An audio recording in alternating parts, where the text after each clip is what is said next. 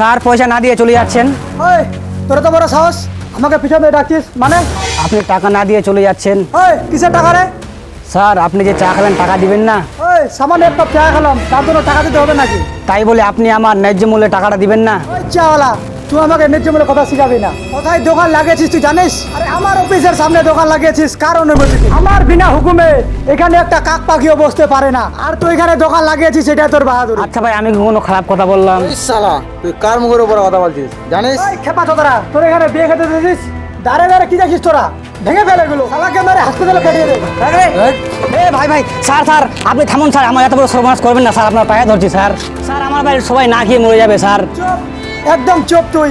আজকে আমাকে তো বড় অপমান করলি, এর ফল তুই কালকে পাবি। এখানে তুই কাল কি করে দোকান খুলছিস সেটা আমি দেখবো। ওই চল তোরা, এর বিচার কালকে হবে। কালকে তো দোকানদারি খারাপ হয়ে গেল, দেখি আজকে আল্লাহ কি করে।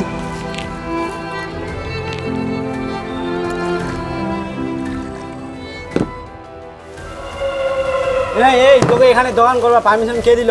কি হয়েছে স্যার? একটা অফিসের সামনে দোকান লাগাবি, পারমিশন নিবি না? চা বেচতে গেলেও কি পারমিশন নিতে হয় স্যার? বলিস কি পারমিশন নিতে হয় না মানে? একটা অফিসের সামনে চা বেচবি, দোকান লাগাবি, পারমিশন লাগবে না? আরে ভট্টু, তোরা এদিকে আয়, দোকান বন্ধ কর। স্যার স্যার একটু আমার কথাগুলো শুনেন। তুই একটা অফিসের সামনে দোকান করবি, দোকান করলে স্যারের সাথে যোগাযোগ করতে হবে। স্যার স্যার আমি চা বিক্রি করে খাই স্যার, আমার কথাটা শুনুন। আমি আপনার পা ধরছি স্যার, আমার ভুল হলে মাফ করুন, তাও আমার দোকান বন্ধ করতে বলবেন না স্যার। কালকে আমাকে অপমান করলি, তার ফল আজকে বুঝতে পারছিস তো? স্যার আপনার কাছে তো আমি কালকে ক্ষমা চেয়ে নিয়েছি, আমি গরিব মানুষ স্যার, চা বেচে খাই।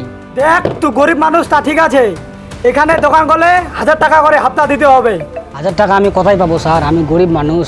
দেখ গরিব তো সবাই, তোর যদি দোকান করার ইচ্ছে থাকে তো 1000 টাকা নিয়ে আমার অফিসে টাকা কর, চল হাট। স্যার স্যার স্যার এরকম করবেন না স্যার, স্যার স্যার স্যার এরকম তাড়াতাড়ি লাগা যা।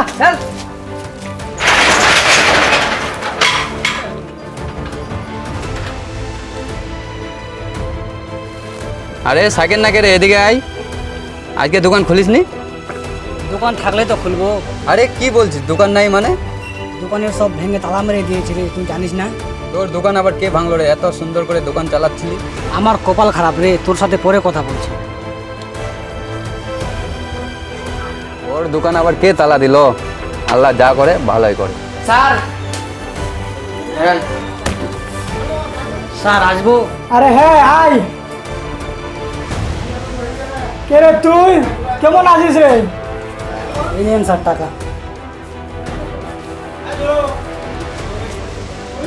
হ্যাঁ ঠিক আছে। স্যার দোকানের চাবিটা দেন। হ্যাঁ টাকা দিয়ে দিলে কোনো অসুবিধা নাই।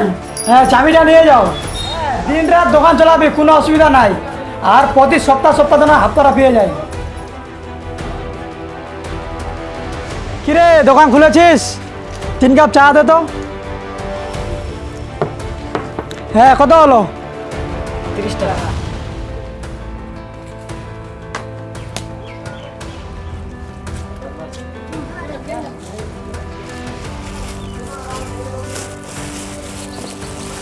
আরে বাপ রে, এতগুলো টাকা! আরে আমার 1 লাখ টাকা ছিল, কোথায় গেল? অফিসের টাকা। এ ভট্টু শুন শুন, বলেন স্যার কি হয়েছে? আমার টেবিলের উপর 1 লাখ টাকা ছিল, তুই দেখেছিস? না না না স্যার, আমি তো দেখিনি। দেখিসনি মানে? তোরাই তো অফিসে থাকিস, এতগুলো টাকা। তাহলে মনে হয় মেহবুব নিতে পারে। তাহলে ডাকতো মেহবুবকে। মেহবুব কি হয়েছে স্যার? আমার অফিসে টাকাগুলো ছিল, তুই দেখেছিস? না না স্যার, আমি দেখিনি। তাহলে টাকাগুলো কোথায় গেল? তুই দেখিসনি, ও দেখেনি, টাকাগুলো ভূতে নিয়ে গেল। অফিসের টাকা এখানে রেখেছিলাম।